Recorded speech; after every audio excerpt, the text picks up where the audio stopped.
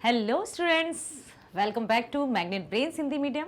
मैं लाली वर्मा आपको बहुत बहुत स्वागत करती हूँ हिंदी मीडियम के चैनल पर।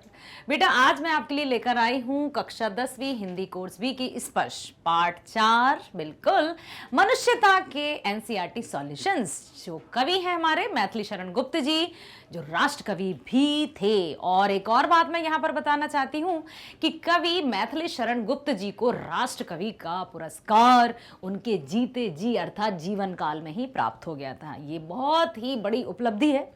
अन्यथा अक्सर देखा जाता है कि मरणोपरांत ये बड़े बड़े जो अवार्ड हैं वो दिए जाते हैं, परंतु धन्य हैं वे कवि जो आज भी हमारे साथ हैं, क्योंकि उनकी शिक्षा, उनके दिए गए मार्गदर्शन और बहुत सारी बातें जो हमें एक सही रास्ते पर ले जाने के लिए पर्याप्त हैं, इन्होंने इतना योगदान दिया।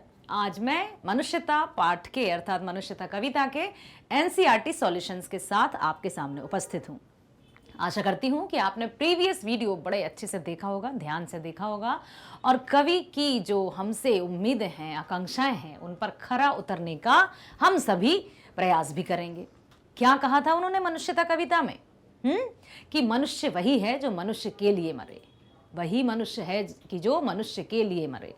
और यहाँ पर परोपकार, दया, करुणा, ममता, वात्सल्य, सहानुभूति जैसे भावनाओं को अपने मन में बसाने का भी उन्होंने कहा था। और क्या कहा था कि मनुष्य होकर भी यदि हमारे मन में सिर्फ और सिर्फ स्वार्थ निहित है तो हम पशुओं की भांति हैं। इससे तो अच्छे वे पशु हैं जो कभी कभी क्या आपने देखा है ना बेटा, पालतू पशु किस तरह से अपने स्वामी के प्रति भक्ति भाव रखते हैं, अर्थात वफादारी या लॉयल्टी की भावना रखते हैं। अब हम तो मनुष्य हैं जिसको प्रकृति में सर्वश्रेष्ठ प्राणी माना जाता है। मनुष्य होकर ही हमारे अंदर मनुष्यता की भावना नहीं होगी तो फिर हमें मनुष्य कहलाने का कोई अधिकार नहीं। चलते हैं पहले प्रश्न की ओर। निम्नलिखित प्रश्नों के उत्तर दीजिए।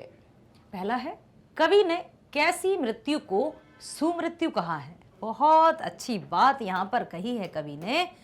शायद हमने कभी भी मृत्यु के सामने सु उपसर्ग लिखते हुए नहीं देखा होगा, या मृत्यु को सुमृत्यु कभी नहीं कहा होगा, लेकिन कवि ने मृत्यु को भी सुमृत्यु कहा। कैसी मृत्यु को? जो व्यक्ति अपने जीवन काल में परोपकार की भावना रखते हुए, निस्वार्थ की भावना रखते हुए सबके हित में काम करते हैं, न केवल स्वयं आगे बढ़ते हैं बल्कि दूसरों को भी अपने साथ आगे बढ़ाने का कार्य करते हैं। और उनके मन में दया करुणा का भाव तो होता ही है, साथ ही साथ कभी भी वो किसी को धक्का देकर या किसी को नीचे गिराने का प्रयास तक या मन में भावना तक नहीं लाते। यदि ऐसे मृत्यु जब इस धरा से चले जाते हैं तो उनकी मृत्यु सुमृत्यु कही जाती है, क्योंकि उनके जाने के बाद भी उनको युगों युगों तक याद किया जाता है। बहुत सारे उदाहरण कविता में दिए हैं, जैसे दानी कर्ण, ऋषि दधीची, है ना। चलिए उत्तर पढ़ते हैं। जिस मनुष्य में अपने और अपनों के हित चिंतन से पहले और सर्वोपरि दूसरों का हित चिंतन होता है, और उसमें वे गुण हों जिनके कारण कोई मनुष्य मृत्यु लोक से गमन कर जाने के बावजूद युगों तक दुनिया की यादों में बना रहे, ऐसे मनुष्य ही मृत्यु को कवि ने सुमृत्यु कहा है। ऐसे मनुष्य की मृत्यु को जिसके मन में दूसरों के हित चिंतन हो, दूसरों के भलाई करने की भावना हो, तो उस व्यक्ति की मृत्यु को कवि ने सुमृत्यु कहा है। ठीक है, चलते हैं अगले प्रश्न की ओर। अब कवि ने कहा है कि उदार व्यक्ति किसे कहेंगे? उदार व्यक्ति की पहचान कैसे हो सकती है कि कोई व्यक्ति उदार है? क्या उदारता क्या है? उदारता की भावना क्या है? सबसे पहले हमें यह जानना होगा, तब तो हम किसी व्यक्ति की पहचान कर पाएंगे कि ये व्यक्ति, अमुक व्यक्ति उदार है या नहीं है। उदारता मतलब एकदम विनम्रता। उदारता अर्थात जिसमें अहंकार ना हो। उदारता अर्थात दूसरों को हमेशा मान सम्मान प्रदान करने की भावना। उदारता अर्थात कितनी भी धन संपत्ति होने के बावजूद भी कभी भी सामने वाले व्यक्ति, जो सामने व्यक्ति बैठा है, उसको निम्न महसूस ना होने देना, या कभी भी अपने आप में बड़प्पन की भावना का विकास ना होने देना। उदारता, विनम्रता, यदि ये भाव है तो यहाँ पर व्यक्ति में ये पहचाने जा सकते हैं, किसी के व्यवहार से पहचाने जा सकते हैं, बिल्कुल, क्योंकि कहते हैं ना बेटा कि व्यक्ति का व्यवहार ही उसके व्यक्तित्व का आईना होता है। जैसे हम आईने में अपनी छवि हूबहू छवि देखते हैं ना, हम जैसे कपड़े पहने रहते हैं या जैसे भी रहते हैं आईने में साफ साफ नजर आते हैं, ठीक उसी तरह से हमारा जो व्यवहार है वो हमारे व्यक्तित्व की परिभाषा देता है कि हमारा आचरण कैसा है या हमारे संस्कार कैसे हैं। तभी तो कहते हैं कि कोई भी कार्य करने से पहले थोड़ा सा रुक जाना चाहिए, सोच समझकर कदम आगे बढ़ाना चाहिए, क्योंकि हमारी पहचान सिर्फ हमसे नहीं है। हमारी पहचान तो, अब मान लीजिए मैं लाली वर्मा, मैं लाली वर्मा भी अभी नहीं लगाती हूँ, ठीक है, मैं लाली, किसी ने कहा कि आप कौन, मैं लाली, क्या मेरी ये पहचान संपूर्ण है? क्या इससे मैं दुनिया में कहीं भी आ जा सकती हूँ? पूरी पहचान बतानी होगी। मैं लाली वर्मा, पति ये, पिता ये, कहाँ रहते हैं, ठीक है, क्या इंडियन है या कहाँ के हैं, ये सारी बातें हमारी पहचान का निर्माण करती हैं। तो फिर हम ये कैसे सोच लेते हैं कि मैं जो हूँ वो मैं अकेला हूँ, मेरी धन संपत्ति, धन दौलत या जो भी आर्थिक भौतिक वस्तुएं हैं उस पर सिर्फ मेरा अधिकार है, ये प्रकृति पर भी मेरा अधिकार है। ये तो हमारी गलतफहमी हुई ना। तो यहाँ ना तो कोई अकेला कुछ कर सकता है, अकेला मीन्स अहंकार के साथ, तो अपने अंदर मैं अर्थात अहंकार की भावना को कभी जन्म नहीं देना है। हमेशा हमारे मन में विनम्रता का भाव होना चाहिए, उदारता का भाव होना चाहिए, ठीक है। आप देखते हैं ना बेटा कि जो पेड़ पौधे फलों से लदे होते हैं वो हमेशा झुके हुए होते हैं, और जो जिनमें फल या कुछ नहीं होते वो सीधे चले जाते हैं। तो क्या उस पेड़ को बड़ा कहेंगे? बड़ा हुआ सो क्या हुआ, जैसे पेड़ खजूर, अब पंथी को छाया नहीं, फल लागे अति दूर। क्या मतलब ऐसे बड़े होने से? हीरा, ठीक है, हीरा को किसी लाइट में, या कहते हैं ना कि एक हीरा को परखना हो तो अंधकार का इंतजार करना पड़ता है, क्योंकि सूरज की रोशनी में या लाइट में तो कांच के टुकड़े भी चमकते हैं। तो जब अपने आप की गुणों को आपको जानना हो या किसी व्यक्ति के अंदर क्या भावनाएं हैं उनको जानना हो, तो कुछ ऐसी विपरीत परिस्थितियों की प्रतीक्षा करना चाहिए, तब जाकर कहीं हमें उस व्यक्ति की सच्चाई का पता चलता है। अपने मन में उदारता अवश्य रखनी चाहिए। चलो देखते हैं उत्तर कैसे लिखेंगे। उदार व्यक्ति की पहचान यह है कि वह इस असीम संसार में आत्मीयता का भाव भरता है। हमेशा जब भी वो 2 व्यक्ति बैठे हों या 4 व्यक्ति बैठे हों या 50 व्यक्ति बैठे हों या 1000 व्यक्ति बैठे हों, कभी भी किसी से किसी की निंदा नहीं करेगा, कभी भी किसी को उपेक्षा की दृष्टि से नहीं देखेगा, हमेशा एक दूसरे के मन में दूसरों के लिए अच्छी भावना का ही संचार करेगा। अक्सर मानवीय प्रवृत्ति में व्यक्ति 2 व्यक्ति हैं तो तीसरे की निंदा कर रहे होते हैं, 3 व्यक्ति हैं तो किसी चौथे की निंदा कर रहे होते हैं, ये प्रवृत्ति है। लेकिन ये प्रवृत्ति आपको मानवीय या मनुष्यता के अंतर्गत या मनुष्य होने की परिभाषा नहीं है, ठीक है। आत्मीयता का भाव भरता एक उदार व्यक्ति सभी प्राणियों के साथ अपनेपन का व्यवहार करता है, क्योंकि सभी प्राणी, जिसमें प्राण है वो प्राणी है, ठीक है। यहाँ पर प्रकृति पर सबका अधिकार है, ना केवल मनुष्य का। नित्य परोपकार के कार्य करता है, जिसके हृदय में दूसरों के प्रति सहानुभूति और करुणा का भाव होता है। उदार व्यक्ति दूसरों की सहायता के लिए अपने तन, मन और धन को किसी भी क्षण त्याग करता है। जो दूसरों की प्राण रक्षा के लिए अपना सर्वस्व न्यौछावर करने को तत्पर रहता है, वह जाति, देश, रंग, रूप आदि का भेद किए बिना सबको अपना मानता है। वह स्वयं हानि उठाकर भी दूसरों का हित करता है। प्रेम, भाईचारा और उदारता ही उसकी पहचान है। तो ये गुण यदि किसी में विद्यमान है तो बिल्कुल हम कह सकते हैं कि व्यक्ति उदार है। और ऐसे व्यक्ति, ऐसा नहीं है कि इस दुनिया में है ही नहीं, है, तभी तो ये सृष्टि चल रही है, तभी तो ये दुनिया चल रही है, ठीक है। तो अपने अंदर कभी भी अहम भाव उत्पन्न नहीं होने देना है। ईश्वर की बहुत बड़ी कृपा है कि हमें बहुत अच्छे से संपूर्ण अंग प्रत्यंग के साथ यहाँ भेजा है, बुद्धि के साथ भेजा है। यदि हम मेहनत करते हैं तो हमें आर्थिक रूप से भी संपन्न किया है। अब आर्थिक रूप से संपन्नता या अपने रूप पर या अपने आप पर घमंड यदि आया तो ये फिर मनुष्यता की पहचान नहीं है, ठीक है। चलते हैं अगले प्रश्न की ओर। कवि ने दधीची, कर्ण आदि महान व्यक्तियों का उदाहरण देकर मनुष्यता के लिए क्या संदेश दिया है? ऋषि दधीची, याद है हमने कविता पढ़ी थी। ऋषि दधीची ने अपनी अस्थि जाल को दान में दे दिया था। क्यों? देखो सुनो, देवासुर संग्राम हुआ, देव और असुर मतलब राक्षसों का और देवताओं का युद्ध हुआ खतरनाक। राक्षस देवताओं पर भारी पड़ गए। देवताओं में हाहाकार मच गई, तीनों लोकों में हाहाकार प्रलय जैसी स्थिति बन गई और सिर्फ उसका एक ही समाधान था, एक ही सॉल्यूशन था कि ऋषि दधीचि जो हैं, यदि उन्होंने अपनी अस्थियों से, अस्थि समझते हैं ना, हड्डियों से यदि एक औजार का निर्माण करवा लिया, तब कहीं जाकर राक्षसों पर विजय प्राप्त की जा सकती है। तो ऋषि दधीचि ने देवताओं की भलाई के लिए अपने आप को समर्पित कर दिया। ये क्या है? ये उपकारी तो है। क्या है ये? परोपकारी तो है। सृष्टि के विधान को या विधि के विधान को सही से चलाने के लिए या परोपकार की भावना मन में लिए दूसरों की भलाई करने के लिए अपने आप को समर्पित कर देना, तो एक बहुत बड़ा उदाहरण है जो कि ऋषि दधीचि ने दिया। कर्ण, कर्ण आपको पता है महाभारत के प्रमुख पात्र माने जाते हैं, माता कुंती के पुत्र थे और सूर्यदेव के पुत्र भी माने जाते हैं। कर्ण का नाम दानी, कर्ण, जब भी कर्ण का नाम लिया जाता है उनके आगे दानी जरूर जोड़ा जाता है। क्यों? क्योंकि जन्म के साथ ही उन्हें कवच और कुंडल आए थे अपने शरीर के साथ, जो कि उनको किसी भी नुकसान या किसी भी औजार हथियार से हमेशा बचा सकते थे, परंतु उन्होंने वे भी दान कर दिए।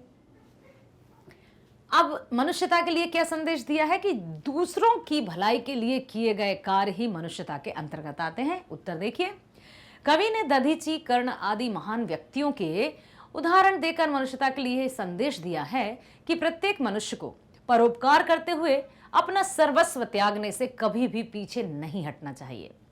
इन व्यक्तियों ने दूसरों की भलाई हेतु अपना सर्वस्व दान कर दिया था। ऋषि दधीचि ने अपनी अस्थियों का तथा कर्ण ने कुंडल और कवच का दान कर दिया था। हमारा शरीर नश्वर है, इसलिए इससे मोह को त्याग कर दूसरों के हित चिंतन में लगा देने में ही इसकी सार्थकता है। यही कवि ने संदेश दिया है कि शरीर तो नश्वर है, ये नहीं कि हम ऐसे ही रहेंगे, हम बिल्कुल यही हैं। हम छोटे से बच्चे थे, धीरे धीरे बड़े हुए, युवा अवस्था में कदम रखा और बढ़ते गए प्रौढ़ावस्था में आ गए, बुढ़ापे में आ गए और चले गए। तो ये शरीर तो नश्वर है। अब इस पर घमंड करना या अहम करना तो ये तो मूर्खता है। इसलिए अपने मन में दया, परोपकार, करुणा जैसे भावों को अवश्य बसाना चाहिए और न केवल भावनाएं मन में ही रखे रहना चाहिए, बल्कि समय आने पर अपने आप की जो भावनाएं हैं उनको कार्य रूप भी देना चाहिए। ठीक है, चलते हैं अगले प्रश्न की ओर। कवि ने किन पंक्तियों में यह व्यक्त किया है कि हमें गर्व रहित जीवन व्यतीत करना चाहिए? गर्व रहित, घमंड नहीं करना चाहिए।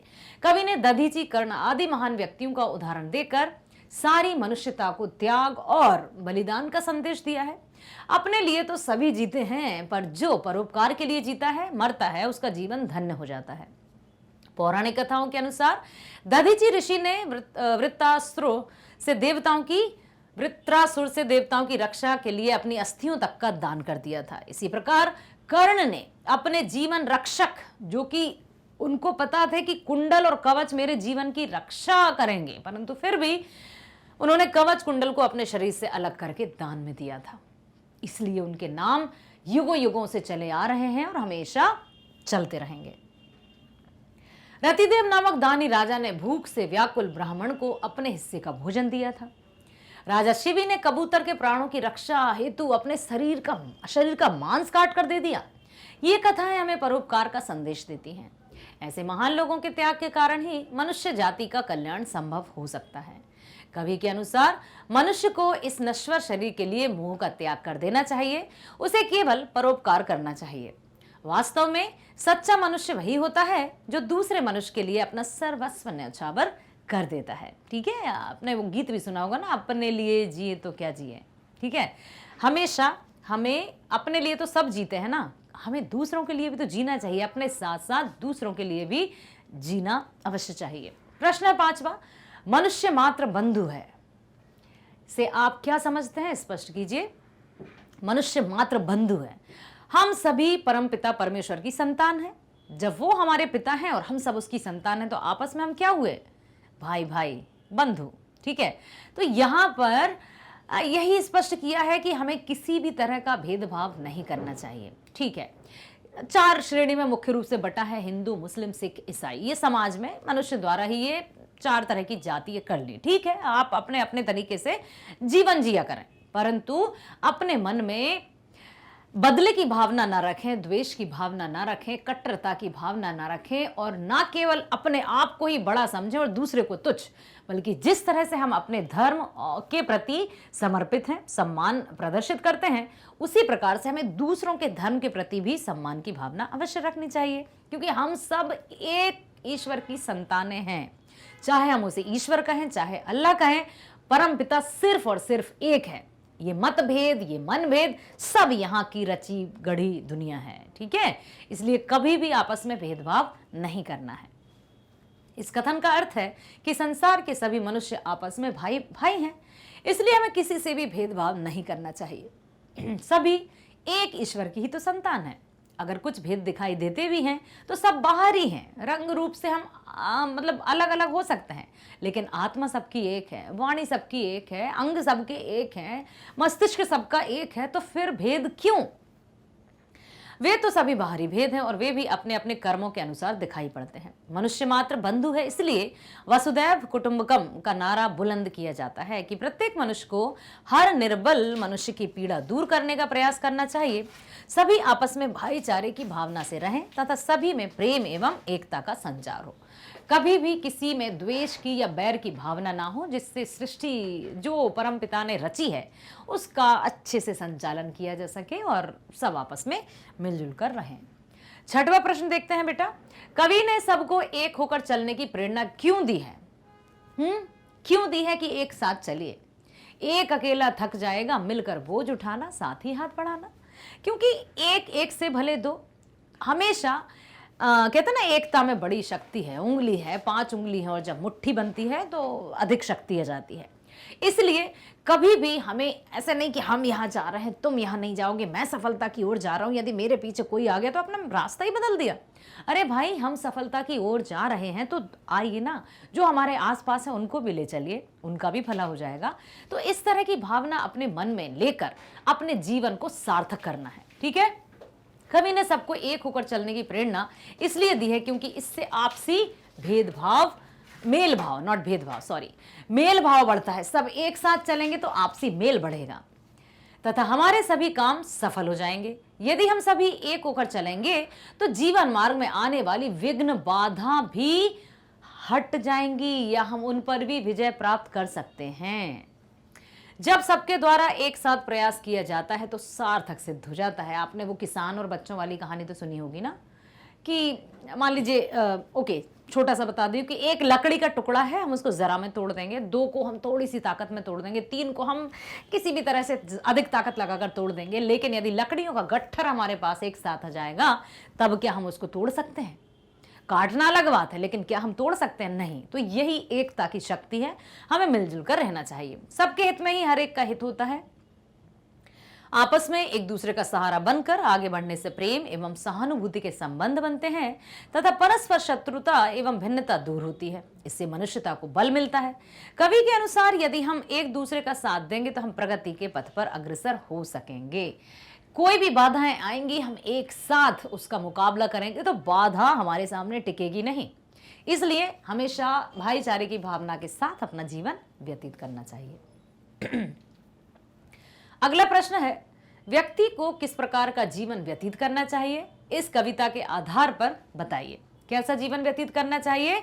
परोपकार की भावना को मन में रखते हुए, भलाई की भावना को मन में रखते हुए, उदारता की भावना को मन में रखते हुए, ना केवल मन में बल्कि उनको कार्य रूप भी देना चाहिए। कोई भी नीडी पीपल हैं या जिनको जिस वस्तु की आवश्यकता है और वो हमारे पास है, जितना हमारा सामर्थ्य है दूसरों की सहायता करनी चाहिए। सहायता के रूप सिर्फ एक ही नहीं है कि हम आर्थिक रूप से ही किसी की सहायता करें।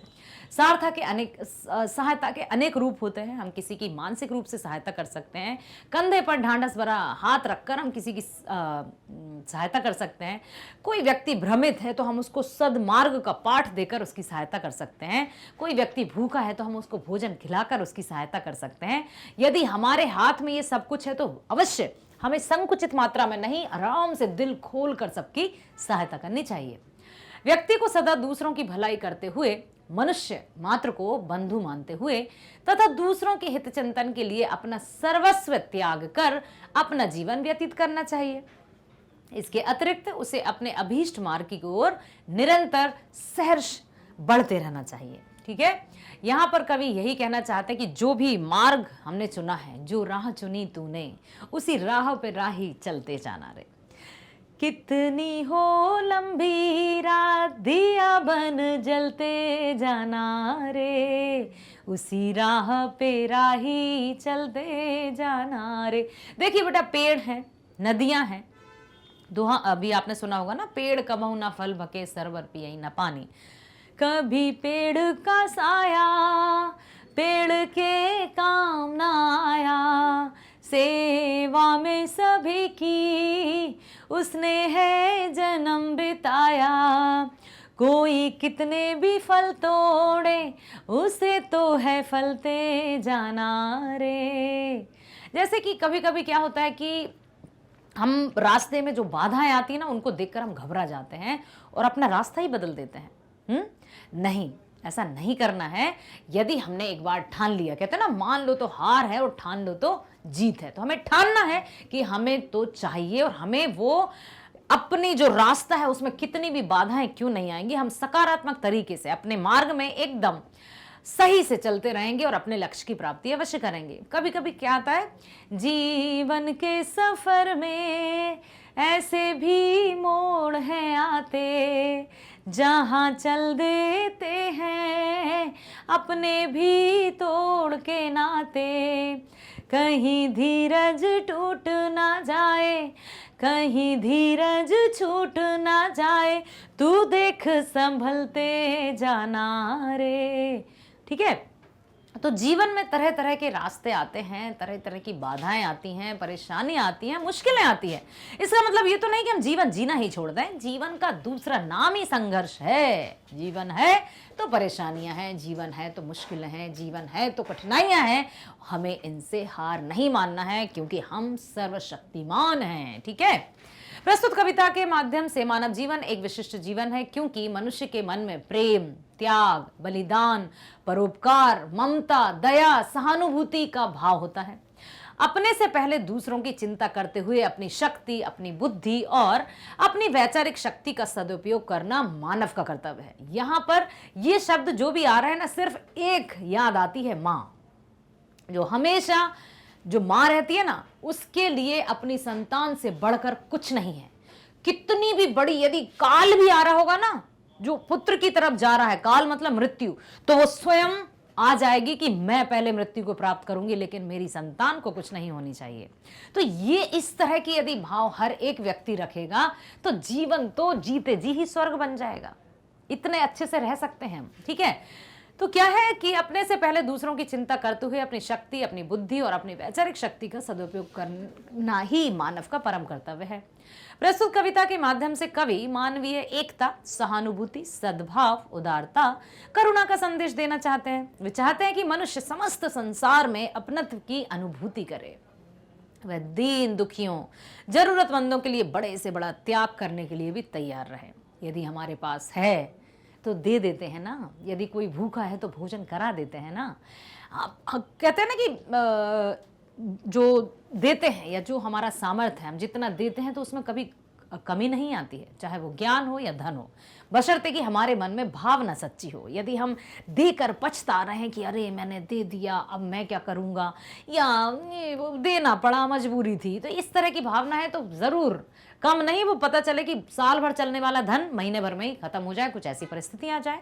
तो भावना अच्छी होनी चाहिए, भावना सच्ची होनी चाहिए, क्योंकि हर एक बात भावना से जुड़ी होती है। ठीक है, चलो आगे चलते हैं। और क्या है, पौराणिक कथाओं के माध्यम से विभिन्न महापुरुषों जैसे दधीची, कर्ण, रंतिदेव के अतुलनीय त्याग से प्रेरणा लें।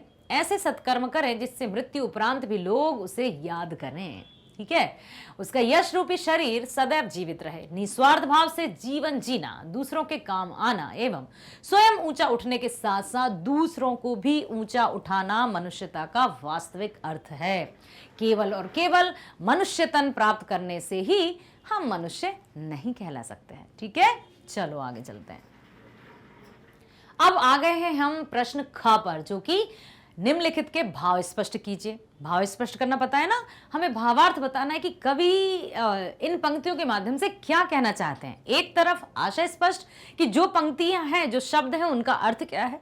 भाव मीन्स पंक्तियों के माध्यम से और कवि क्या कहना चाहते हैं। सहानुभूति चाहिए महाभिभूति है यही, सहानुभूति चाहिए महाभिभूति है यही, वशीकृता सदैव है बनी हुई स्वयं मही।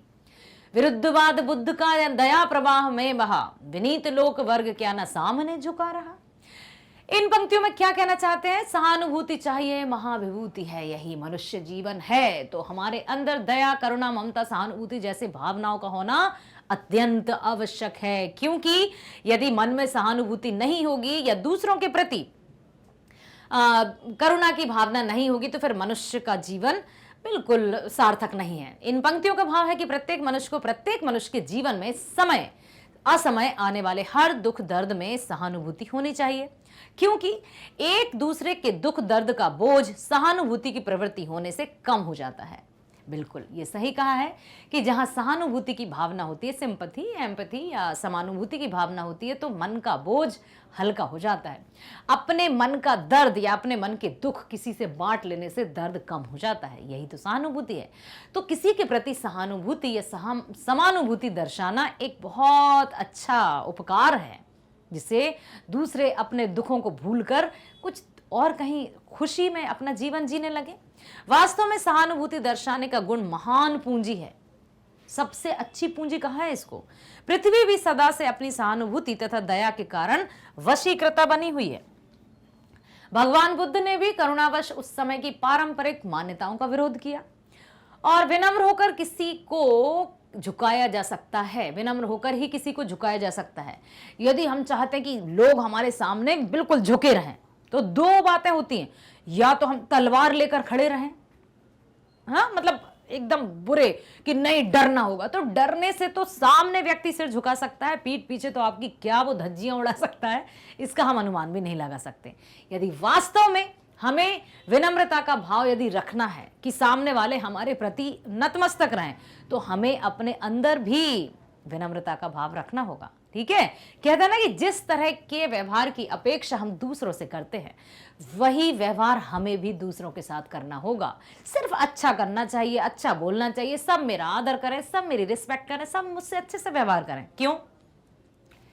यदि चाहते हैं आप ऐसा, तो आपको भी वैसा ही व्यवहार करना होगा, तब जाकर कहीं हम बिल्कुल अच्छे से जीवन व्यतीत कर सकते हैं। विनम्रता के भाव को सदा अपने मन में बसाना है। ठीक है, कभी भी यदि विनम्रता का भाव हमारे मन से गया और अहंकार आया, समझ लो हम पथ भ्रष्ट हो गए। अगला प्रश्न है बेटा, रहो न भूल के कभी मदांत तुच्छ वित्त में, सनाथ जान आपको करो न गर्व चित्त में। अनाथ कौन है यहाँ, त्रिलोकनाथ साथ है, दयालु दीन बंधु के बड़े विशाल हाथ हैं। यहां पर कवि ने क्या कहने का प्रयास किया है कि कभी कभी मीन्स अधिकतर जो व्यक्ति की प्रवृत्ति है या मनुष्य की जो प्रवृत्ति है, उसमें वो भूल जाता है, गर्व में अभिमान में सब कुछ भूल जाता है। यदि किसी के पास धन दौलत संपत्ति परिजन सब कुछ है, उसको लगता है कि मैं तो सर्वशक्तिमान हो गया। इसके विपरीत यदि किसी के परिजन नहीं है या आर्थिक स्थिति कमजोर है, तो उसको वो सोचते हैं ये तो बेचारा अनाथ है, जबकि ये सोचना या किसी की उपेक्षा करना सबसे बड़ी भूल है, क्योंकि हम सब परमपिता की संतान हैं। जिसके सिर पर भगवान का हाथ है वो कभी अनाथ नहीं है, वो सनाथ है, क्योंकि त्रिलोकनाथ अर्थात महाशंभु या परमपिता हमारे परमात्मा है। ठीक है, यहां पर किसी भी तरह से ये नहीं सोचना है किसी को कि हम तो बस, वो सुना है आपने, ऐ पथिक तू सदा याद रखना, तू कभी भी अकेला नहीं, जिंदगी के सफर में ओ राही, तू कभी भी अकेला नहीं, साथ देते नहीं है सहारे, नाव को छोड़ देते किनारे, तुझको महसूस हो या कि ना हो, पार तुझको वही तो उतारे, पार तुझको वही तो उतारे। ऐ पथिक तू सदा याद रखना, तू कभी भी अकेला नहीं। ठीक है, किसी भी तरह से हाथ है तेरे ऊपर, मतलब उसका हाथ है, परमपिता हमारे साथ है, तो कभी भी धन दौलत के मोह में या लालच में फंसकर दूसरों की उपेक्षा या निंदा नहीं करना है। आइए देखते हैं, कवि के अनुसार समृद्धशाली होने पर भी कभी अहंकार नहीं करना चाहिए। यहाँ कोई भी अनाथ नहीं है, क्योंकि ईश्वर ही परमपिता है। धन और परिजनों से घिरा हुआ मनुष्य स्वयं को सनाथ अनुभव करता है। इसका परिणाम यह होता है कि वह स्वयं को सुरक्षित समझने लगता है। धन संपत्ति के साथ साथ उसको क्या लगता है कि मैं तो सनाथ हूँ, मेरे पास धन दौलत सब कुछ है, अब मुझे किसी की कोई मतलब चिंता नहीं है, और मैं तो अब सबसे बड़ा हूँ, इसलिए मैं तो सुरक्षित हूँ, मेरा कोई कुछ बिगाड़ ही नहीं सकता। और ये जिनके पास धन दौलत नहीं है वो बेचारे हैं। इस कारण वह अभिमानी हो जाता है। कवि कहता है कि सच्चा मनुष्य वही है जो संपूर्ण मानव जाति के कल्याण के लिए मरता और जीता है।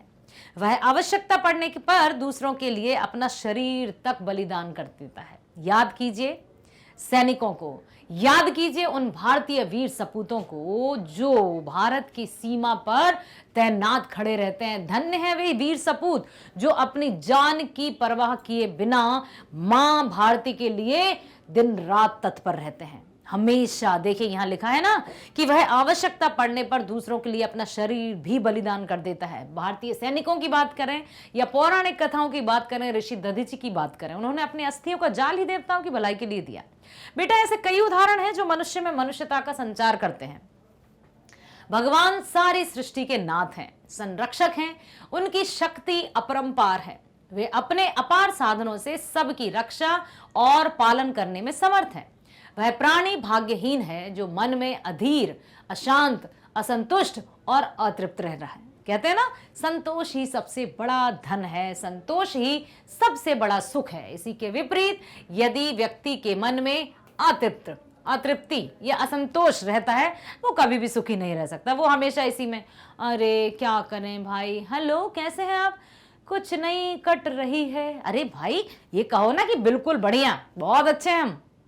एक पॉजिटिविटी मिलनी चाहिए, एक ऐसा कि आपके आसपास जो भी व्यक्ति रहे उनको एक सकारात्मक ऊर्जा प्राप्त होनी चाहिए, तब जाकर हम कह सकते हैं कि यस मैं संतुष्ट हूं।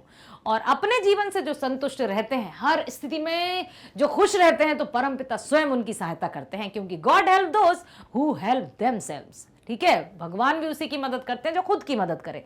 हाथ पर हाथ रखे रहना, निराशा भरा जीवन व्यतीत करना, हमेशा रोना रोना रोना, क्यों करेगा भाई कोई सहायता? कोई नहीं करेगा। ठीक है, तो अपने आप को एकदम सकारात्मक ऊर्जा से भर लीजिए, इतना भर लीजिए कि जहां कहीं भी आप जाएं वहां भी सकारात्मक ऊर्जा की किरणें चारों तरफ व्याप्त हो जाएं। और अधिक पाने की ललक में मारा मारा फिरता है, लालची हो जाता है, लालच के दलदल में धंस जाता है, और जब उसकी आंख खुलती है तो इतना अंदर चला जाता है कि फिर उबरने का कोई रास्ता नजर नहीं आता। अतः व्यक्ति को समृद्धि में कभी अहंकार नहीं करना चाहिए। यदि हमें धन संपत्ति मिली है तो थैंक्स गॉड, परमात्मा को नमन कीजिए, धन्यवाद दीजिए कि आपको उसने इस लायक बना दिया कि आप अपने पैरों पर खड़े होकर आर्थिक स्थिति में मजबूत हो गए हैं। उस मजबूती के लिए उसको धन्यवाद दीजिए। ठीक है, चलो चलते हैं आगे। चलो अभीष्ट मार्ग में सहर्ष खेलते हुए, विपत्ति विघ्न जो पड़े उन्हें ढकेलते हुए। हाँ, घटे न हेल मेल, हाँ बढ़े न भिन्नता कभी, अतर्क एक पंथ के सतर्क पंथ में कभी। ठीक है, अब यहाँ क्या कहना चाहते हैं, अतर्क एक पंथ के सतर्क पंथ हो सभी, अर्थात चलो अभीष्ट मार्ग में सहर्ष खेलते हुए, कितनी भी मुसीबतें आए चलते जाना है। जीवन का नाम संघर्ष है, कभी भी थकना नहीं है, कभी भी हारना नहीं है, ना रुकना है, ना थकना है, ना थमना है, क्योंकि जीवन तो चलते रहने का नाम है। और यदि हम बाधाओं को पार करते हुए आगे बढ़ते हैं तो सफलता भी हमारा स्वागत करती है, मुस्कुराकर, बाहें फैलाकर। ठीक है, और यदि हम हार थक गए और वहीं निराश होकर बैठ गए तो सफलता क्या चल कर आएगी हमारे पास? नो। कहते हैं ना, प्यासा किसके पास जाता है? कुएं के पास। कुआं नहीं आता प्यासे के पास। तो फिर सफलता हमारे पास नहीं आएगी जब तक हम उसके पास नहीं जाएंगे। सफलता हमें प्राप्त करनी है तो मेहनत भी हमें ही करनी होगी। इन पंक्तियों का अर्थ है कि मनुष्य को अपने निर्धारित उद्देश्य रूपी मार्ग पर प्रसन्नता पूर्वक विघ्न बाधाओं से जूझते हुए आगे बढ़ते रहना चाहिए। इस मार्ग पर चलते हुए परस्पर भाईचारे की भावना उत्पन्न करना चाहिए, जिससे आपसी भेदभाव दूर हो जाएं। इसके अतिरिक्त बिना किसी तर्क के सतर्क होकर इस मार्ग पर चलना चाहिए। ठीक है, आशा करती हूं आपने इस पाठ के एनसीईआरटी सॉल्यूशंस अर्थात जो आपकी पाठ्य पुस्तक के पीछे प्रश्न अभ्यास दिया है उन उत्तरों को ध्यान से समझा है, ना केवल ध्यान से सुना या समझा है, बल्कि जो मूल्य कवि हमारे अंदर इनकलकेट करना चाहते थे या हमारे अंदर शामिल करना चाहते थे या समाहित करना चाहते थे, तो उन मूल्यों को भी हमने अपने अंदर आत्मसात कर लिया है ना। ऐसे ही बिल्कुल इसी तरह से अपने जो भी अच्छी अच्छी बातें हैं उनको सुनिए, समझिए और फिर देखिए आपका जीवन कैसे प्रसन्नता से खिल उठता है। ठीक है बेटा, मैं आपको बताना चाहती हूँ कि आप जो हमसे जुड़े हैं ना, या हम आपसे जुड़े हैं, यूं ही नहीं बन गया है हमारा साथ। एक विशेष मकसद है हमारा मकसद है कि हम हर एक बच्चे को वेल एजुकेटेड बनाएं, क्योंकि यहां पर जो मैग्नेट ब्रेन्स है, बिल्कुल सही सुन रहे हैं आप, India number 1 free education 100% free online education platform बन चुका है, वो जो फ्री एजुकेशन प्रोवाइड करता है। और यहां आप आ गए हैं तो आप हमेशा जुड़े रहेंगे, क्योंकि ना केवल आपकी 10वीं के ही वीडियोस यहां पर मिलेंगे, बल्कि स्पोकन इंग्लिश, ठीक है, और जो भी आपकी कॉम्पिटिटिव परीक्षाएं होती हैं, जैसे कौन कौन सी परीक्षाएं होती हैं, ओलंपियाड होती हैं, है ना, एनटीएससी होती हैं, और क्या क्या होता है, आईआईटी, जेईई, नीट, बहुत सारी, जेएआईआईबी, सीएआईआईबी, बैंक एंड इंश्योरेंसेस, बहुत सारी जितने भी प्रतियोगी परीक्षाएं हैं सबके वीडियोस आपको यहां मिलेंगे। तो आप इस गलतफहमी में मत रहिएगा कि अभी हम 10वीं पढ़ रहे हैं, बस इसके बाद तो हमें कहीं कुछ ना कुछ ढूंढना पड़ेगा। नहीं है जरूरत कहीं ढूंढने की, बस चैनल को लाइक कीजिए, सब्सक्राइब कीजिए और शेयर करना मत भूलिए, ताकि अधिक से अधिक लोग, अधिक से अधिक आपके जो मित्र हैं वो इसका फायदा उठा सकें। अब यह बात है कि आपका जो कोर्स है, 10th की बात कर रही हूं मैं, वो सीबीएसई इंग्लिश मीडियम में भी आपके वीडियोस मिल जाएंगे, और सीबीएसई हिंदी मीडियम में भी। जो आपका सीबीएसई कोर्स है ना, उसके वीडियोस हिंदी मीडियम में भी हैं और इंग्लिश मीडियम में। आप किस मीडियम को चुनना चाहते हैं? यदि आप इंग्लिश मीडियम चुनना चाहते हैं तो इंग्लिश मीडियम पर क्लिक कर दीजिए। यदि आप माध्यम या मीडियम चाहते हैं हिंदी, तो हिंदी मीडियम पर क्लिक कर देंगे। जब आप हिंदी मीडियम पर क्लिक करेंगे तो आपके जो विषय हैं, अब देखिए हिंदी तो हमेशा हिंदी ही रहती है, क्योंकि मीडियम कैसा भी हो, हिंदी हिंदी रहती है। नमस्कार नमस्कार रहता है, चाहे हम सुबह करें, दोपहर करें या शाम करें, परिवर्तित नहीं होता है। ठीक है, तो हिंदी हिंदी रहती है। अब यहां पर हिंदी मीडियम पर जब आप क्लिक करेंगे ना, तो आपको गणित हिंदी मीडियम में पढ़ सकते हैं, विज्ञान हिंदी मीडियम में पढ़ सकते हैं, सामाजिक विज्ञान हिंदी मीडियम में पढ़ सकते हैं, इंग्लिश इंग्लिश में रहेगी, हिंदी हिंदी में रहेगी, क्योंकि ये भाषा है जो कि हर एक विषय में रहती है। भाषा के बिना कुछ नहीं हो सकता है। गणित में भी भाषा है, साइंस में भी भाषा है, सामाजिक विज्ञान में भी भाषा है, चाहे वो इंग्लिश हो या हिंदी हो, भाषा तो रहेगी। और भी अनेक भाषाएं हैं, हर एक विषय में भाषा का मतलब अनिवार्यता रूप से भाषा होती ही है। हम जब पढ़ाएं मैथ्स, कैसे पढ़ाएंगे? भाषा से, कि बेटा ये सुनिए, भाषा है तो भाषा तो सर्वोपरि है। ठीक है, अब आप चुन लीजिए कि आपको पढ़ना क्या है। भौतिक विज्ञान पढ़ना है, रसायन विज्ञान पढ़ना है, गणित पढ़ना है, अंग्रेजी पढ़ना है, हिंदी पढ़ना है, क्या पढ़ना है बताइए? ओके, हिंदी पढ़ना है ना, क्लिक कर दीजिए क्लास 10th हिंदी लाली वर्मा, क्लिक कर देंगे आप, तो यहां पर आपको हिंदी से संबंधित संपूर्ण जानकारी प्राप्त हो जाएगी। क्या क्या बता देती हूं। सीबीएसई एनसीईआरटी पर आधारित संपूर्ण पाठ्यक्रम कि आपकी क्लास 10th में क्या है, क्या पढ़ेंगे हम साल भर, क्या सारे चैप्टर्स हमें पढ़ने होंगे? यस, क्या कितने चैप्टर्स हैं, क्या होंगी किताबें, अलग आ जाएंगी? अरे भाई, सब कुछ मिल जाएगा। क्या आप विषय का संपूर्ण विवरण देखना चाहते हैं कि विषय में क्या है? बिल्कुल देख सकते हैं। या फिर आप चाहते हैं कि जो हमारे जितने भी चैप्टर्स हैं ना, जितने भी पार्ट हैं, काश कि वो सब के सब मिल जाएं। अरे है बेटा, आपका काश, आपका सपना सच होता है मैग्नेट ब्रेन्स पर। कहीं आपको किसी तरह की परेशानी की आवश्यकता नहीं है, कहीं भी अपने मस्तिष्क को परेशान मत कीजिए। हर एक समस्या का समाधान है मैग्नेट ब्रेन्स पर। ठीक है, तो एनसीईआरटी समाधान है, पाठ का सार है, एमसीक्यूज हैं अर्थात बहुविकल्पीय प्रश्न है, किसी भी चैप्टर का 1 शॉट रिवीजन है। यस, एक ही वीडियो में आपको कंप्लीट चैप्टर रिवीजन भी मिल जाएगा। बस क्लिक कर दीजिए, हर एक चैप्टर का व्याख्या, प्रश्न उत्तर, सब कुछ मिल जाएगा उसमें। अब बस निर्णय आपको करना है कि हम क्या देखें। सबसे पहले आप देखेंगे पाठ्यक्रम। बहुत सही, पाठ्यक्रम जब आप देख लेंगे ना बेटा, तो आपको अपने विषय से रिलेटेड या हिंदी सब्जेक्ट से रिलेटेड, हिंदी विषय से संबंधित कोई परेशानी नहीं रहेगी। पाठ्यक्रम के अंतर्गत क्या है देखिए, इन शॉर्ट तो मैं बता देती हूं कि इसके अंदर आप क्या क्या देख सकते हैं, लेकिन सारी की सारी जानकारी तो आपको इनसे प्राप्त होगी, लाली मैडम से। देखिए मैं बता देती हूँ कि इस वीडियो के अंतर्गत आप देख पाएंगे कि आपकी बुक्स कौन सी हैं। ओके, पता है, बहुत सही। कोर्स ए में क्षितिज और कृतिका क्योंकि 9th में पढ़ी थी। अरे वाह वाह, क्या बच्चे बड़े स्मार्ट हैं, वेरी नाइस। 10th में आपने वही क्षितिज और कृतिका भाग 2 पढ़ना है क्योंकि क्षितिज और कृतिका 9th में थी भाग 1। और ठीक उसी तरह से कोर्स बी की यदि हम बात करें तो स्पर्श और संचयन को भाग 1 हमने 9वीं में पढ़ी, स्पर्श और संचयन भाग 2 हम 10वीं में पढ़ेंगे। अब आप ये जरूर सोचेंगे कि क्या 9th में जो चैप्टर्स थे, क्योंकि पुस्तकें तो वही हैं, क्या उन्हीं लेखकों के चैप्टर्स 10th में भी होंगे मैडम?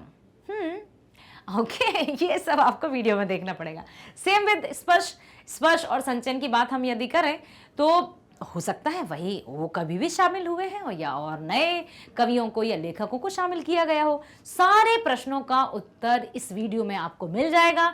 ध्यान पूर्वक अच्छे से देखिएगा वीडियो को, स्किप मत कीजिएगा। हाँ, पूरा देखकर आप 2 बार भी देख सकते हैं ताकि जो भी आपके मस्तिष्क में कंफ्यूजन्स होंगे उनको आप क्लियर कर सकें। ठीक है, वीडियो आपने देख लिया, वीडियो देख लिया है तो मुझे पता है भरोसा है मुझे आप पर भी कि वीडियो आपको पसंद आएगा, क्योंकि कहते हैं ना कि हम किसी को समझाते कब हैं या हम किसी को कब समझा पाते हैं, जब हमें वो समझ में आ जाए। तो मैं आपको समझाते समझाते ये समझ गई हूं कि आप कितने समझदार हैं ठीक है, तो मुझे ये तो पता है कि वीडियो तो आपको अच्छा लगेगा। जब अच्छा लगेगा तो आपको लाइक करना है, सब्सक्राइब करना है और शेयर करना नहीं भूलना है, क्योंकि मैग्नेट ब्रेन्स आपके लिए बेटा सिर्फ और सिर्फ आप लोगों के लिए लेकर आया है कक्षा 6वीं से 12वीं तक की online school education 100% free. Yes of course, सही सुना है आपने। और जो हम कह रहे हैं, जो हम कहते हैं वो हम करते हैं, क्योंकि मैग्नेट ब्रेन्स आपके लिए है, आप जैसे होनहार बच्चों के लिए है। तो बने रहिए हमारे साथ, मिलते हैं नेक्स्ट वीडियो में। Tata, bye bye.